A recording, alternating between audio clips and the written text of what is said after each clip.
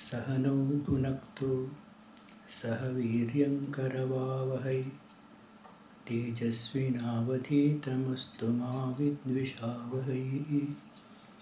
ॐ शान्ति शान्ति शान्तिः।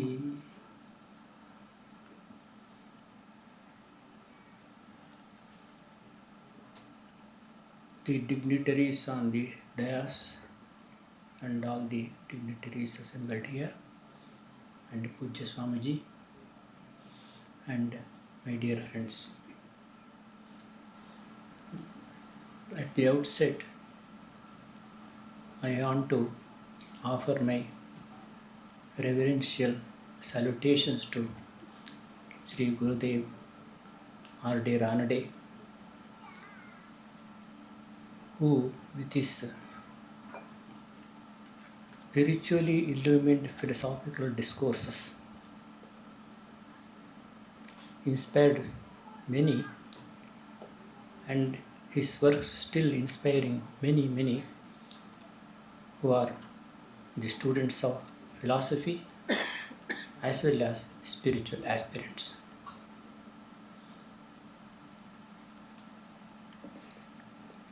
ಇವತ್ತಿನ ದಿವಸ ನಾನು ಮಾತನಾಡ್ತಾ ಇರತಕ್ಕಂಥ ವಿಷಯ 3 ಅನ್ವೇಷಣೆಗಳು ಅಂತಂದ್ಬಿಟ್ಟು.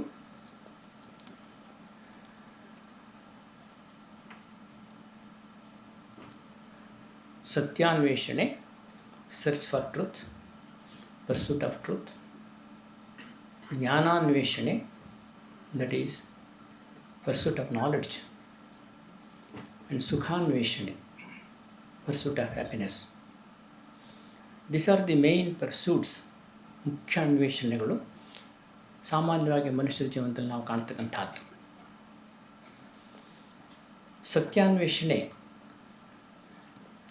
ಅಂತಂದರೆ ಈ ಜಗತ್ತಿನ ಹಿಂದೆ ಇರತಕ್ಕಂಥ ಆತ್ಯಂತಿಕವಾಗಿರ್ತಕ್ಕಂಥ ಸತ್ಯ ಯಾವುದು, ಪ್ರತಿಯೊಂದು ವಸ್ತು ಘಟನೆಗಳ ಹಿಂದೆ ಇರತಕ್ಕಂಥ ಸತ್ಯ ಯಾವುದು, ಇಡೀ ಪ್ರಪಂಚದ ವರ್ಲ್ಡ್ ಫೆನಾಮಿನಾ ಅದರ ಹಿಂದೆ ಇರತಕ್ಕಂಥ ಸತ್ಯ ಯಾವುದು.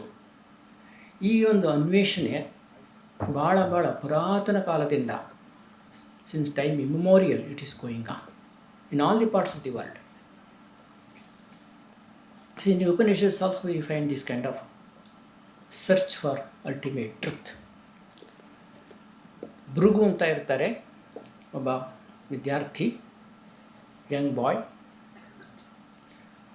ಅವನ ತಂದೆಯನ್ನು ಹತ್ರ ಹೋಗ್ಬಿಟ್ಟು ಕೇಳ್ತಾನೆ, ಅದೀಹಿ ಭಗವೋ ಬ್ರಹ್ಮೇತಿ. ಬ್ರಹ್ಮ ಅಂದರೆ ಏನು ಅಂತಕ್ಕಂಥದ್ದು ಅಂದರೆ, ಬ್ರಹ್ಮ ಅಂತಂದರೆ here referring to the ultimate reality of this. What is it? What is the ultimate reality of this world? He asked that question. Adihi bhagavo brahmeti. Tapasa brahma vijignasasva, he said. ನೀನು ತಪಸ್ಸಿನ ಮೂಲಕ ಬ್ರಹ್ಮನನ್ನು ತಿಳಿ ಅಂತ ಹೇಳ್ತಾನೆ. He did tapas. Then he found ಅನ್ನಂ ಬ್ರಹ್ಮೇತಿ ವಿಜಾನಾತ್. ಅನ್ನ ಅಂತಂದರೆ ಮ್ಯಾಟರ್ ಅಂತ. Matter itself is the ultimate reality. From matter everything comes, in matter everything resides, and ultimately everything goes back to matter. He realized that. But he was not satisfied. Again he comes back. Adihi bhagavo brahmeti ಅಂತ ಮತ್ತೆ ಕೇಳ್ತಾನೆ, ಬ್ರಹ್ಮನ ಬಗ್ಗೆ ಹೇಳಿ ಅಂತ ಅಂದ್ಬಿಟ್ಟು. ತಪಸ್ಸೋ ಬ್ರಹ್ಮ ವಿಜ್ಞಾಸ್, ಮತ್ತೆ again ತಪಸ್ ಮಾಡು ಅಂತ ಹೇಳ್ತಾನೆ. ಆಮೇಲೆ ಆ ತಪಸ್ ಮಾಡಿಬಿಟ್ಟು ಅವನು ಪ್ರಾಣಂ ಬ್ರಹ್ಮೇತಿ ವಿಜಾನಾತ್. Then also he is not satisfied and comes back. Again he asks, and after tapas he realizes mano brahmeti vijanat. Then later on vijnanam brahmeti vijanat, anandam brahmeti vijanat. Ultimately anandam brahmeti vijanat. That ananda itself is Brahman. That is the ultimate reality. Sadeva saumya idamagra asit. ಅಂದರೆ ಆ ಸತ್ ಅಂತಕ್ಕಂಥದ್ದು ಇದೆಯಲ್ಲ, reality ಅಂತಕ್ಕಂಥದ್ದು, ultimate reality, ಅದೇ ಪ್ರಾರಂಭದಲ್ಲಿತ್ತು. ಅದೇ that is the one thing, that is the basis of whole universe, phenomenal universe of the names and forms. That is how the Upanishad rishis started enquiring what is the ultimate reality of the phenomenal universe outside, and also simultaneously There was an inquiry about the individual selves also. What is the reality behind this personality? Physical personality, the mental personality, the personality structure, psychophysical personality structure is there. Is it the whole thing, or is there anything beyond all these things in this personality structure, system? So that is how that inquiry also went. They found there is a reality beyond all the mind, senses, physical body, buddhi, prana. Beyond all this, there is a reality. Spiritual entity is there. Like that, the inquiry started. This is how the search for reality, search for the truth went on since time immemorial. So there is for example, we all want to know the truth. Then only we can confidence of the whole universe. Without knowing the truth, for example, everything exists, this particular hall is existing. We know it. On the hope of this exists, this function is going on. The life is going on because of we believe certain truth. On the basis of the belief in the certain truth only, life is possible. So that is why this truth, search for truth is there everywhere, in every aspect of our life, every layers of our life. Ultimately, the search for the ultimate reality, spiritual truth, which is the background of the whole phenomenal universe. That is how search goes on.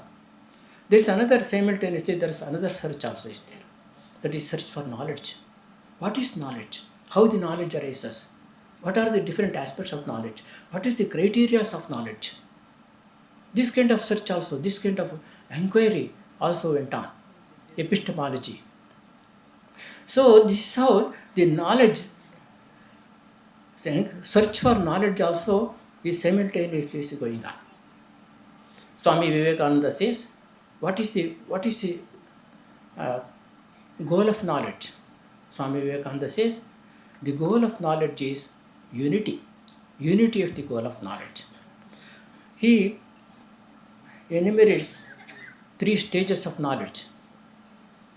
In the first stage, the knowledge is everything is different. Every object is different from each other. Every person is different from each other. So every object in this world has got its own speciality. Through that speciality, it distinguishes itself from all other things. So everything is different from each other. So that is normal. That is the knowledge we normally get through our sense experiences. Everything is different from each other.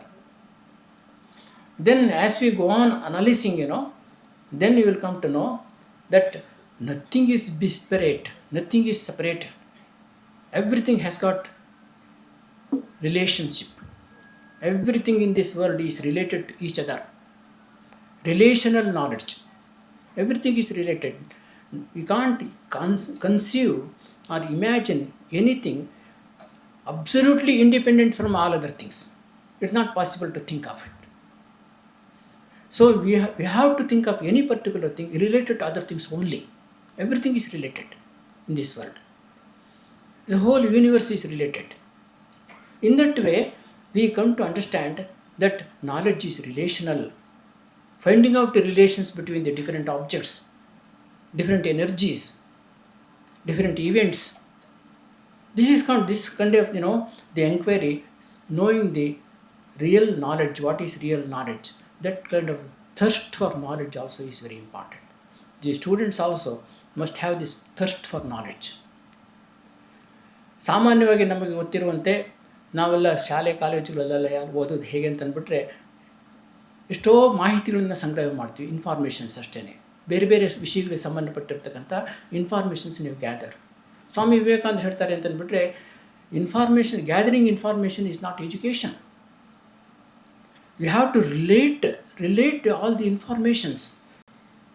We have to make a concept, create concepts, conceptualization. This is the main important characteristic of human being. All the information we have to relate, organize, harmonize. Then different kinds of knowledge arises. Conceptual knowledge arises. For example, just to give an example, ordinary example, we read newspaper every day. ಆ ರೀತಿ ಓದ್ತಾ ಏನಾಗುತ್ತೆ ಅಂತಂದ್ಬಿಟ್ಟು ನಮಗೇನಾಗುತ್ತೆ, ನಮ್ಮ ಒಂದು education background, ನಮ್ಮ ಸಾಂಸ್ಕೃತಿಕ ಹಿನ್ನೆಲೆ, ಇದಕ್ಕೆ ಅನುಗುಣವಾಗಿ, ನಮ್ಮ ಯೋಗ್ಯತೆಗೆ ಅನುಗುಣವಾಗಿ ಪ್ರತಿಯೊಬ್ಬರು ಕೂಡ ಏನು ಮಾಡ್ತಾರೆ, they consume. For example, what is the social condition ನಾವು, ಪೊಲಿಟಿಕಲ್ ಸಿಚುವೇಶನ್ ನಾವು, ಅವ್ರದ್ದೇ ಆಗಿರ್ತಕ್ಕಂಥ ಒಂದು ಕಾನ್ಸೆಪ್ಟಿಗೆ ಬರ್ತಾರೆ, ಅವ್ರದ್ದೇ ಆಗಿರ್ತಕ್ಕಂಥ ಒಂದು ತೀರ್ಮಾನಕ್ಕೆ ಬರ್ತಾರೆ ಪ್ರತಿಯೊಬ್ಬರು ಕೂಡ. ಆ ರೀತಿ ಅನೇಕ ಇನ್ಫಾರ್ಮೇಷನ್ಸನ್ನು ನಾವು ಗ್ಯಾದರ್ ಮಾಡಿಬಿಟ್ಟು we must arrive at certain conclusion, conceptual knowledge. This is very important, main characteristic of a human being. These teachers ಕೂಡ ಅಷ್ಟೇ, ಅವ್ರೇನು ಮಾಡಬೇಕು, ವಿದ್ಯಾರ್ಥಿಗಳಲ್ಲಿ ಜ್ಞಾನದ ಹಂಬಲವನ್ನು ಹುಟ್ಟಿಸಬೇಕು, ಅವ್ರ ಜ್ಞಾನವನ್ನು ಪ್ರೀತಿಸುವಂತಾಗಬೇಕು. ಆ ರೀತಿ ಅವ್ರ ಜ್ಞಾನವನ್ನು ಪ್ರೀತಿಸುವಂತಾದರೆ ಆಗೇನಾಗತ್ತೆ ಅಂತಂದ್ಬಿಟ್ರೆ ಅವರು ಅದರ ಮೂಲಕ ಅವರು ಉನ್ನತಿಯನ್ನು ಸಾಧಿಸೋಕ್ಕಾಗತ್ತೆ. ಇಲ್ಲದ್ರೆ ಏನಾಗುತ್ತೆ ಅಂತಂದ್ಬಿಟ್ರೆ ಕೇವಲ ಇನ್ಫಾರ್ಮೇಷನ್ಸ್ ಮಾತ್ರ ನಾವು ಸಂಗ್ರಹಿಸ್ತಾ ಇದ್ಬಿಟ್ರೆ ಏನಾಗುತ್ತೆ, ಅದು ಸೈಕಾಲಜಿನಲ್ಲಿ ಏನು ಹೇಳ್ತಾರೆ ಅಂತಂದರೆ ಇನ್ಫಾರ್ಮೇಷನ್ ಓವರ್ಲೋಡ್ ಅಂತ ಹೇಳ್ತಾರೆ. It is a disease. As the more and more information beamed in to the heads of the youngsters, they become less and less informed ಅಂತ ಹೇಳ್ತಾರೆ. ಅದನ್ನು ಅರಗಿಸ್ಕೊಳ್ಬೇಕು. ಅದನ್ನು ಹೇಗೆ ನಾವು ಆಹಾರವನ್ನು ತಿಂದಿದ್ದನ್ನು ನಾವು ಸ್ಥೂಲವಾಗಿರ್ತಕ್ಕಂಥದ್ದನ್ನು ಸೂಕ್ಷ್ಮವಾಗಿ ಅದನ್ನು ಪರಿವರ್ತಿಸಿ ಅದನ್ನು ರಕ್ತಗತವನ್ನು ನಾವು ಮಾಡ್ಕೋತೀವೋ, ಅಸಿಮಿಲೇಟ್ ಮಾಡ್ತೀವೋ, ಅವಾಗ ಏನಾಗುತ್ತೆ, that is a digestive process. Through that only we get strength and sustenance. Similarly, all the informations we gather must be assimilated. It must become the inseparable part our personality system. ಅದಕ್ಕೆ ಸ್ವಾಮಿ ವಿವೇಕಾನಂದ ಏನು ಹೇಳ್ತಾರೆ, education is the nervous association of certain ideas. When the certain ideas are associated with our nervous system, then whole behavior will change. Our thinking pattern will change. We become completely different persons. The students also must be able to assimilate the information that they gather through schools and colleges. ಒಬ್ಬರು Alvin ಟಾಫ್ಲರ್ ಅಂತ ಅಂದ್ಬಿಟ್ಟು ಒಬ್ಬರು ಚೆನ್ನಾಗಿ ಹೇಳ್ತಾರೆ, future illiterates are not those who cannot read and write, but those who cannot organize their knowledge. ಅವರು ಪಡೆದಿರ್ತಕ್ಕಂಥ ಜ್ಞಾನವನ್ನು, ಮಾಹಿತಿಗಳನ್ನು ಅವರು ಯಾವಾಗ ಆರ್ಗನೈಸ್ ಮಾಡೋಕ್ಕಾಗೋದಿಲ್ವೋ ಅದೇನಾಗುತ್ತೆ, that remains A waste in our personality system. ಹೇಗೆ ಇಂಡಸ್ಟ್ರಿಯಲ್ ವೇಸ್ಟ್ ಇರುತ್ತಲ್ಲ, ಅದೇನು ಮಾಡುತ್ತೆ, ಹೊರಗಿನ ಎನ್ವಿರಾನ್ಮೆಂಟನ್ನು, ವಾತಾವರಣವನ್ನು ಕೆಡಿಸುತ್ತೆ. Similarly, undigested informations will pollute the mental atmosphere. ಅದಕ್ಕೆ ಇಂಗ್ಲೀಷ್ನಲ್ಲಿ ಇತ್ತೀಚಿನ ದಿನಗಳನ್ನು ಶಬ್ದ ಉಪಯೋಗಿಸ್ತಾರೆ, ಇನ್ಫೋಡೆಮಿಕ್ ಅಂತಂದ್ಬಿಟ್ಟು. Infodemic just like epidemic and pandemic ಅಂತೆಲ್ಲ ಉಪಯೋಗಿಸ್ತೀವಲ್ಲ, it's infodemic. Undigested informations creating all sorts of mental problems and mental ailments. That we are aware of it. So that is why we have to, whatever that is knowledge we gather, it must be assimilated properly through our thinking capacity. We have to develop a thinking capacity. Normally nowadays, ಶಾಲೆ ಕಾಲೇಜುಗಳಲ್ಲಿ ಬರ್ತಕ್ಕಂಥವರು ಅವರು ಈ ಜ್ಞಾನದ ದೃಷ್ಟಿಯಿಂದ ಓದೋದಿಲ್ಲ. ಅವರು ಓದ್ತಕ್ಕಂಥದ್ದು, ಅಧ್ಯಯನ ಮಾಡ್ತಕ್ಕಂಥದ್ದು, ಅವ್ರು ಬರ್ತಕ್ಕಂಥದ್ದು ಯಾವುದಕ್ಕೋಸ್ಕರವಾಗಿ ಅಂತಂದ್ಬಿಟ್ರೆ ಯಾವುದೋ ಒಂದು ಉದ್ಯೋಗಕ್ಕೋಸ್ಕರವಾಗಿ, ಅದಕ್ಕೆ ಬೇಕಾಗಿರ್ತಕ್ಕಂಥ ನಾಲೆಡ್ಜನ್ನು ಅವ್ರು ಬೇಕಾಗಿರುತ್ತೆ, ಅದಕ್ಕೋಸ್ಕರ ಬರ್ತಾರೆ. ಆದರೆ ಉಪಾಧ್ಯಾಯರ ಕರ್ತವ್ಯ ಏನು? ಅದಕ್ಕೆ ನಾವು ಯಾವಾಗಲೂ ಹೇಳ್ತಾ ಇರೋದು, ಅವ್ರು ಬರ್ತಕ್ಕಂಥವ್ರು ಸ್ಟೂಡೆಂಟ್ಸ್ ಇದ್ದಾರಲ್ಲ, ಅವರು ವಿದ್ಯಾರ್ಥಿಗಳು ಅಂತಂದ್ಬಿಟ್ರೆ ವಿದ್ಯೆಯನ್ನು ಅರಸೋರು ಅಂತ, ವಿದ್ಯೆಗೋಸ್ಕರವಾಗಿ ಹಂಬಲಿಸುವವರು ಅಂತಂದ್ಬಿಟ್ಟು, ಅವ್ರ ಜಾಬಾರ್ಥಿಗಳು ಅಂತಂದ್ಬಿಟ್ಟು ಹೇಳ್ತೀವಿ. ಈಗ ಉಪಾಧ್ಯಾಯರ ಕರ್ತವ್ಯ ಏನಾಗಬೇಕು ಅಂತಂದ್ಬಿಟ್ರೆ, ಈ ಜಾಬಾರ್ಥಿಗಳಾಗಿ ಬಂದಿರತಕ್ಕಂಥ ಈ ಸ್ಟೂಡೆಂಟ್ಸನ್ನು ನಿಜವಾದ ಅರ್ಥದಲ್ಲಿ ವಿದ್ಯಾರ್ಥಿಗಳನ್ನಾಗಿ ಪರಿವರ್ತಿಸ್ತಕ್ಕಂಥದ್ದು ಅವ್ರ ಕೆಲಸ. ಇದನ್ನು ಅವ್ರು ಮಾಡಬೇಕಾಗಿದೆ. ಆ ರೀತಿ ಬಿಕಾಸ್ ಇಲ್ಲಿ BA ಸ್ಟೂಡೆಂಟ್ಸ್ ಎಲ್ಲ ತುಂಬ ಇದ್ದಾರೆ ಅಂತ ಹೇಳಿದೆ, ನಾನು ಕೇಳಿದೆ, ಅದಕ್ಕೋಸ್ಕರ ಇದನ್ನೆಲ್ಲ ಹೇಳ್ತಾ ಇದ್ದೀನಿ. ಅದರಿಂದ ಅವರಲ್ಲಿ ಏನು ಮಾಡಬೇಕು, ಉಪಾಧ್ಯಾಯರ ಮುಖ್ಯ ಕೆಲಸ ಏನು ಅಂತಂದರೆ ಥರ್ಸ್ಟ್ ಫಾರ್ ನಾಲೆಡ್ಜನ್ನು ಅವ್ರು ಸೃಷ್ಟಿಸಬೇಕು ಅವರಲ್ಲಿ. ಥರ್ಸ್ಟ್. ಈಗ ನಾವು ಬಾಯಾರಿಕೆಯನ್ನು ನಾವು ಉಂಟಾಗ್ಬಿಟ್ರೆ ಏನು ಮಾಡ್ತೀವಿ, ನಾವು ಸುಮ್ಮನೆ ಕೂತ್ಕೋತೀವಾ, ಎಲ್ಲಿ ನೀರು ಸಿಕ್ಕತ್ತೆ ಅಂತ ಓಡ್ತೀವಿ. ಹಾಗೆಯೇ ಅವರಲ್ಲಿ thirst is created, thirst for knowledge is created, then they themselves will search for knowledge. The search for knowledge is another important characteristic of human being that makes the man a real human being, real man. ಅದಕ್ಕೆ ಸ್ವಾಮಿ ವಿವೇಕಾನಂದ ಹೇಳಿದ್ದು, we want man making education, character building, assimilation of ideas. ಆ ರೀತಿ ಅಂಥ ಒಂದು ಶಿಕ್ಷಣವನ್ನು ಬೇಕು ಅಂತಂದ್ಬಿಟ್ಟು ಸ್ವಾಮಿ ವಿವೇಕಾನಂದರು ಒತ್ತಿ ಹೇಳ್ತಾರೆ. ಈ ರೀತಿ ಸರ್ಚ್ ಫಾರ್ ನಾಲೆಡ್ಜ್ ಇದೆಯಲ್ಲ, that is another important aspect of our life. ಇನ್ನೊಂದು ನಾನು ಹೇಳಿದಂತೆಯೇ ಸರ್ಚ್ ಫಾರ್ ಹ್ಯಾಪಿನೆಸ್, ಸುಖಾನ್ವೇಷಣೆ. ಇದನ್ನು ಕೂಡ ನಮ್ಮಲ್ಲಿ ಅತ್ಯಂತ ಮುಖ್ಯವಾಗಿರ್ತಕ್ಕಂಥದ್ದು. ಪ್ರತಿಯೊಬ್ಬರಿಗೂ ಕೂಡ ಸುಖ ಬೇಕು, ಶಾಂತಿ ಬೇಕು. ಎಲ್ಲರೂ ಕೂಡ ಅರ್ಸೋದನ್ನೇ, ಎಲ್ಲರೂ ಕೂಡ ಹೇಳ್ತಾರೆ ನಾವು ಸುಖ ಬೇಕು, ಶಾಂತಿ ಬೇಕು ಅಂತ. ಯಾರೂ ಕೂಡ ಅದನ್ನು ಅದ್ರ ಕಡೆ ಹೋಗೋದಿಲ್ಲ ಅಷ್ಟೇ, ಅದ್ರ ಕಡೆ ಹೋಗೋದಿಲ್ಲ ಅಷ್ಟೇ. ಅವರು ಸುಖ ಶಾಂತಿ ಬೇಕು ಅಂತ ಹೇಳ್ತಾರೆ, ಆದರೆ ಅವರು ಏನು ಮಾಡ್ತಾರೆ ಅಂತಂದ್ಬಿಟ್ಟು ಅದಕ್ಕೆಲ್ಲ ವಿರುದ್ಧವಾಗಿರ್ತಕ್ಕಂಥದ್ದು. ಯಾವುದರಿಂದ ಸುಖ ಶಾಂತಿ ಸಿಕ್ಕೋದಿಲ್ವೋ ಅದನ್ನು ಮಾಡ್ತಾರೆ, ಸುಖ ಶಾಂತಿ ಬೇಕು ಅಂತಂದ್ಬಿಟ್ಟು. ಆ ರೀತಿ ಆಗಬಾರ್ದು. You always search for happiness outside, but happiness is within. Happiness must ensure it. You cannot pursue it, you cannot pursue it. To the extent we make the happiness our aim, to that extent we miss the aim ಅಂತ ಹೇಳ್ತಾರೆ. ಅದಕ್ಕೋಸ್ಕರ happiness should not be a aim of our life. Happiness, peace and happiness is not the aim of our life. Swami Vivekananda ಹೇಳ್ತಾರೆ, knowledge is the aim, knowledge is the aim. ಇದು ನಾಲೆಡ್ಜನ್ನು ನಾವು ಪಡೆಯೋದು ಶುರು ಮಾಡಿಬಿಟ್ರೆ, ಜ್ಞಾನವನ್ನು ಪ್ರೀತಿಸೋದು ನಾವು ಶುರು ಮಾಡಿಬಿಟ್ರೆ, happiness and peace comes by itself. ಅದೇ ಹ್ಯಾಪಿನೆಸ್ ಅಂತ ಅವರು ಸೈಕಾಲಜಿ ಪ್ರಕಾರ, ಕೆಲವು ಸೈಕಾಲಜಿಸ್ಟ್ ಪ್ರಕಾರ happiness is the by product of productive activity, creative activity. ಆ ರೀತಿ ಕ್ರಿಯೇಟಿವ್ ಆ್ಯಕ್ಟಿವಿಟಿ ಮಾಡಿದಾಗ ಏನಾಗುತ್ತೆ ಅಂತಂದ್ಬಿಟ್ಟು, that gives the sense of fulfilment. That sense of fulfilment is real happiness. ಯಾವಾಗ ಎವಲ್ಯೂಷನ್ಸ್ ಪ್ರಕಾರ ಏನು ಅಂತಂದ್ಬಿಟ್ರೆ, ಯಾವಾಗ evolution comes to the level of the human being, there the happiness consists in the sense of fulfillment rather than in sense enjoyment. ಆ ಒಂದು ಭಾವನೆಯನ್ನು ವಿದ್ಯಾರ್ಥಿಗಳಲ್ಲಿ ಮೂಡಿಸ್ತಕ್ಕಂಥದ್ದು teachers ಮುಖ್ಯವಾಗಿರ್ತಕ್ಕಂಥ ಕರ್ತವ್ಯ ಆಗಬೇಕು. ಅದಕ್ಕೆ ಒಬ್ಬರು ಇಂಗ್ಲೀಷ್ನಲ್ಲಿ ಒಂದು ಹೇಳಿಕೆ ಇದೆ ಅಬೌಟ್ ಟೀಚರ್ಸ್ ಬಗ್ಗೆ. The teacher who teaches without creating the love for knowledge, he is only the beating the cold iron. ಅವನು ತಣ್ಣನೆ ಕಬ್ಬಿಣವನ್ನು ಬಡಿತಾ ಇರ್ತಾನಂತೆ. ತಣ್ಣನೆ ಕಬ್ಬಿಣವನ್ನು ಬಡಿದ್ರೆ ಅದಕ್ಕೆ ಯಾವುದೇ ಶೇಪನ್ನು ಕೂಡ, ರೂಪವನ್ನು ಕೂಡ ಕೊಡೋಕ್ಕಾಗೋದಿಲ್ಲ. ಅದು ಕೆಂಪು ಕಾದಿರಬೇಕು, ಜ್ಞಾನಾಗ್ನಿಯಿಂದ ಕೆಂಪು ಕಾದಿರಬೇಕು. ಆಗ ಆ ವ್ಯಕ್ತಿತ್ವಕ್ಕೆ ನಿರ್ದಿಷ್ಟವಾದ ರೂಪವನ್ನು ಕೊಡೋದಕ್ಕೆ ಸಾಧ್ಯವಾಗುತ್ತೆ. ಅದಕ್ಕೆ ಅವರಲ್ಲಿ ಆ ಜ್ಞಾನದ ಒಂದು ಹಂಬಲವನ್ನು ಹುಟ್ಟಿಸಬೇಕು.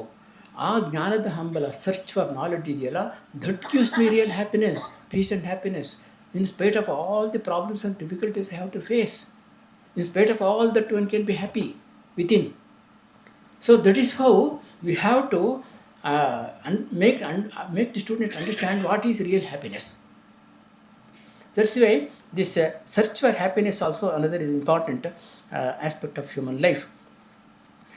And this search for happiness develops itself into a cultural forms. Sense enjoyment, refined sense enjoyment is culture. For example, I want to take coffee. I am very fond of coffee. But simply I can take coffee in any way I like. But I want A beautiful cup and beautiful saucer and ಇರಬೇಕು, table ಇರಬೇಕು, table ಕೂಡ ಒಳ್ಳೆ table cloth ಇರಬೇಕು, ಚೆನ್ನಾಗಿರಬೇಕು. ಅಂಥ ಒಂದು ಸಿಚುವೇಶನಲ್ಲಿ ಮಾತ್ರ ನಾನು I want to drink coffee. That is how culture comes to play there. ಮನೆಯಲ್ಲಿ ನಾನು ಎಲ್ಲಿ ಬೇಕಾದರೂ ಇರ್ಬೋದು, ಹೇಗೆ ಬೇಕಾದರೂ ಕೂಡ ಮಲ್ಕೊಂಡು ನಿದ್ದೆ ಮಾಡ್ಬೋದು. ಆದರೆ ನನಗೊಂದು ಮನೆ ಬೇಕು. ಆ ಮನೆಯೂ ಕೂಡ ಚೆನ್ನಾಗಿರಬೇಕು. ಸುಮ್ಮನೆ ಏನೋ ಸ್ಟ್ರಕ್ಚರ್ ಇದ್ದರೆ ಸಾಕಾಗೋದಿಲ್ಲ, ಚೆನ್ನಾಗಿರಬೇಕು. ಒಬ್ಬ ಹಳ್ಳಿಯವರಾಗಿರ್ಬೋದು, ಬಡವನಾಗಿರ್ಬೋದು, ಗುಡಿಸ್ನಲ್ಲೇ ಇರ್ಬೋದು, ಆದ್ರೂ ಕೂಡ he makes is hut beautiful somehow R the other. ಅದು ರಂಗೋಲಿ ಹಾಕ್ತಾನೆ, ಏನೇನೋ ಮಾಡ್ತಾನೆ, ಬಣ್ಣ ಬೆಳೀತಾನೆ, ಏನೋ ಮಾಡ್ತಾನೆ, ಅದನ್ನು ಬ್ಯೂಟಿಫೈ ಮಾಡ್ತಾನೆ. ಈ ರೀತಿ concept of beauty, this is very innate in every human being. That beauty, concept of beauty, aesthetics, sense of aesthetics, that creates culture. ಆ ರೀತಿ ಸೌಂಡ್ ಇರುತ್ತೆ, ಧ್ವನಿ ಇರುತ್ತೆ, ಯಾವ್ದು ಬೇಕಾದ್ರೂ ಸಿಕ್ಕಾಪಟ್ಟೆ ಧ್ವನಿ ಬೇಕಾಷ್ಟಿದೆ. ಆದರೆ ಅದನ್ನು ಸಂಗೀತದ ರೂಪದಲ್ಲಿ ಕೇಳೋದಕ್ಕೆ ನಾನು ಇಷ್ಟಪಡ್ತೀನಿ. ಅದು ಕೂಡ ಸಂಗೀತವು ಕಿವಿಗೆ ಸಂಬಂಧಪಟ್ಟಿದ್ದು, ಸೆನ್ಸ್ ಎಂಜಾಯ್ಮೆಂಟೇ. ಆದರೂ ಕೂಡ ಅದನ್ನು ಸಂಗೀತದ ರೂಪದಲ್ಲಿ ಕೇಳೋಕ್ಕೆ ಇಷ್ಟಪಡ್ತೀನಿ. What is music after all? Music is a harmony of sound. ಡ್ಯಾನ್ಸನ್ನು ನಾನು ಇಷ್ಟಪಡ್ತೀನಿ, ನೋಡಿ ಸಂತೋಷ ಪಡ್ತೀನಿ. Dance is nothing but A harmony of moment. ಸುಮ್ಮನೆ ಕುಣಿಯೋದಲ್ಲ. ಇವೆಲ್ಲ ಎಷ್ಟೋ ಜನ ಯುವಕರೆಲ್ಲ ಈಗಿನ ಕಾಲದಲ್ಲಿ ಸುಮ್ಮನೆ ಕುಣಿತಾರೆ, ಏನೋ DJ ಮ್ಯೂಸಿಕ್ ಏನೋ ಹಾಕ್ಕೊಂಡ್ಬಿಟ್ಟು ಕುಣಿತಾರೆ, ಕುಡ್ಕೊಂಡು ಕುಣಿತಾರೆ. That's not dance. So that's way ಎಲ್ಲದೂ ಕೂಡ ಅಷ್ಟೇ, ಆರ್ಟ್ ಕೂಡ ಅಷ್ಟೇ, ಲಿಟ್ರೇಚರು ಕೂಡ ಅಷ್ಟೇ, harmony of ideas. When the harmony takes place, harmony of sound, harmony of the clay gives reality to different objects made out of clay. Similarly, all the names and forms of this world derive their existence through the Sat aspect of the Sadeva Saumya Idamagra Asit. That Sat aspect of the reality, Brahman. That is the real existence. Similarly, the knowledge also arises through the Chit aspect of the reality, Atman. So every knowledge, according to the Upanishads, especially Kena Upanishad, every knowledge is an expression of the light of the Atman, Chit aspect of the Atman. Chit is manifesting itself in the different kinds of knowledge. Which the knowledge may be related to any worldly things, most despicable things. The thing may be bad, but knowledge of the thing is pure. That is the expression of the Chit, because the knowledge, how knowledge arises, we all know it. All the informed sense data goes within the brain, and from there to mind. In the mind, according to our Vedanta philosophy, the yoga, the Chittavritti is created to related to that particular object, and the knowledge, the light of the Atman falls on it, and we know what it is. So that means every time we perceive a particular thing, know a particular thing, it is a knowledge of the Chittavritti, and that knowledge of the Chittavritti comes through the light of the Atman. So that means every time we know certain things, it is the light of the Atman. So everything is the light of the Atman. We are perceiving the light of the Atman. I am seeing you, so many things, so many people here. It's all the light of the Atman. So that is a pratibodha viditam matam amritatvam hi indate. Kenopanishad said, bodhe bodhe pratividitam. ಪ್ರತಿಯೊಂದು ಬೋಧ, ಪ್ರತಿಯೊಂದು knowledge, ಅದರ ಮೂಲಕ ನಾವು ಏನೇನು knowledge ಪಡಿತೀವಲ್ಲ, ಯಾವುದೇ ವಸ್ತುವಿನ knowledge ಪಡಿತೀವಲ್ಲ, ಅದ್ರ ಮೂಲಕ ನಮಗೇನು ಗೊತ್ತಾಗುತ್ತೆ ಅಂತಂದ್ಬಿಟ್ರೆ ಆತ್ಮದ ಬೆಳಕೆ ಗೊತ್ತಾಗ್ತಾ ಇರ್ತಕ್ಕಂಥದ್ದು. ನಮಗೆ ಗೊತ್ತಿಲ್ಲ ಅಷ್ಟೇ. ನಾವು ವಸ್ತುವಿನ ಕಡೆಗೆ ಎಷ್ಟೊಂದು ಗಮನ ಕೊಡ್ತೀವಲ್ಲ, ಅದು ಆತ್ಮದ ಬೆಳಕಿನಿಂದ ಬೆಳಗ್ತಾ ಇರೋದು ಅಂತ ನಮ್ಗೆ ಗೊತ್ತಾಗ್ತಾ ಇಲ್ಲ ಅಷ್ಟೇ. ಆ ರೀತಿ ಪ್ರತಿಯೊಂದನ್ನು ಕೂಡ, ಅದಕ್ಕೆ ನಾಲೆಡ್ಜ್ ಈಸ್ ಪ್ಯೂರ್ ಅಂತ ಹೇಳ್ತಕ್ಕಂಥದ್ದು. ಜ್ಞಾನಕ್ಕಿಂತ ಪವಿತ್ರವಾದ ವಸ್ತು ಇನ್ಯಾವುದೂ ಇಲ್ಲ ಅಂತಂದ್ಬಿಟ್ಟು ಶ್ರೀಕೃಷ್ಣ ಭಗವದ್ಗೀತೆಯನ್ನು ಹೇಳ್ತಾನೆ. ಅತ್ಯಂತ ಪವಿತ್ರವಾಗಿರ್ತಕ್ಕಂಥ ವಸ್ತು ಯಾವುದಪ್ಪ ಅಂತಂದರೆ ಅದು ಜ್ಞಾನ. ಈಗ ಸೂರ್ಯನ ಬೆಳಕು ಎಲ್ಲ ಕಡೆಯೂ ಬೀಳುತ್ತೆ, ಒಂದು ಡ್ರೈನೇಜ್ ಮೇಲೂ ಬೀಳುತ್ತೆ, ಕೊಳಕು ವಸ್ತುಗಳ ಮೇಲೂ ಬೀಳುತ್ತೆ. ಆದರೆ ಸೂರ್ಯನ ಬೆಳಕು ಮಾತ್ರ ಕೊಳಕಾಗೋದಿಲ್ಲ, ಯಾವಾಗಲೂ ಪವಿತ್ರವಾಗಿರುತ್ತೆ. ಹಾಗೆಯೇ ಆತ್ಮದ ಬೆಳಕನ್ನು ಕೂಡ ಎಲ್ಲದನ್ನು ಬೆಳಗ್ತಾ ಇರತಕ್ಕಂಥದ್ದು ಆತ್ಮದ ಬೆಳಕೇನೆ. ನಮಗೆ ಗೊತ್ತಾಗದೇ ಇರ್ಬೋದು, ಆದರೆ ಆತ್ಮದ ಬೆಳಕು ಯಾವಾಗಲೂ ಕೂಡ ಪವಿತ್ರ. ನಹಿ ಜ್ಞಾನೇನ ಸದೃಶಂ ಪವಿತ್ರಮೇವ ವಿದ್ಯತೆ. ಜ್ಞಾನಕ್ಕೆ ಸಮಾನವಾಗಿರ್ತಕ್ಕಂಥ ಪವಿತ್ರ ಈ ಪ್ರಪಂಚದಲ್ಲಿ ಯಾವುದೂ ಇಲ್ಲ. ಅದಕ್ಕೋಸ್ಕರ ಯಾಕೆ ಅದು ಇಸ್ ಲೈಟ್ ಆಫ್ ದಿ ಆತ್ಮ. So this is how the search for knowledge is related to the chit aspect of the reality. And Ananda,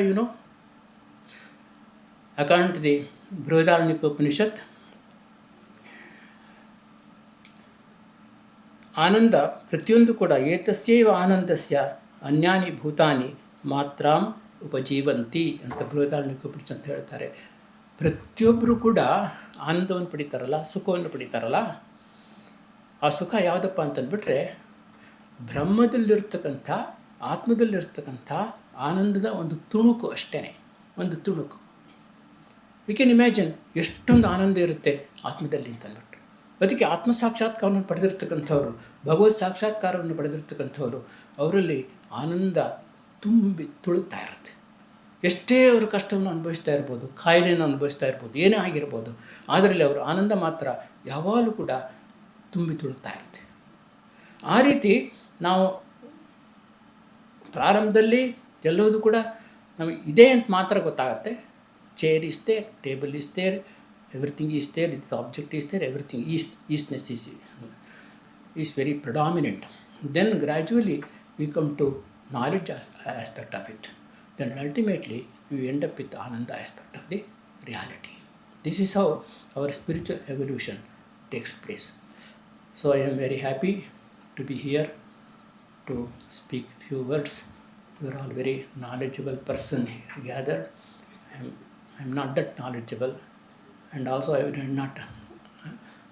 am very sorry to say I have not studied much about the literature of Gurudev or Ranade.